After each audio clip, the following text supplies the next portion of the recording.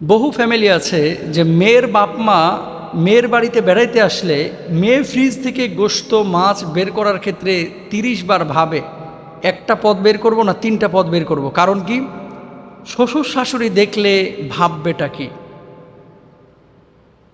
আপনি যদি কোনো পরিবারের মধ্যে এরকম আতঙ্কে থাকেন তাহলে জানতে হবে সেই পরিবারের মধ্যে স্বাধীনতা আপনার নেই। দেখেন, স্বাধীনতা মানে ক্রস করা যাবে না, লিমিট ক্রস করা যাবে না, স্বাধীনতার সদ্ব্যবহার করতে হবে। আপনার বাপ মা আসছে, অন্য মেহমান আসলে যেমন 3 আইটেমের রান্নাবান্না হয়, আপনার বাপ মার ক্ষেত্রে আপনি 4 আইটেম 5 আইটেম করতেই পারেন মেয়ে হিসাবে বাপ মাকে ভালোবেসে। এই স্বাধীনতাটা আমাদের বৌমাদের দেওয়া উচিত। প্রত্যেক শাশুড়ি এবং শ্বশুর এটা খেয়াল করবেন। নাহলে কি হয়, শ্বশুর বাড়ি শাশুড়ির বাড়ির লোকজন যখন আমাদের বাড়িতে মানে এই মেয়ে পক্ষের বাড়িতে আসে, মেয়ের বাড়িতে আসে, 8 আইটেম 10 আইটেম রান্নাবান্না হয়, আর মেয়ের বাপ মা আসলে শুধু ব্রয়লার মুরগি আর পাঙ্গাইশ মাছ। মেয়েটার ভিতরে কিন্তু ক্ষত তৈরি হয়। এগুলো খেয়াল করতে হবে।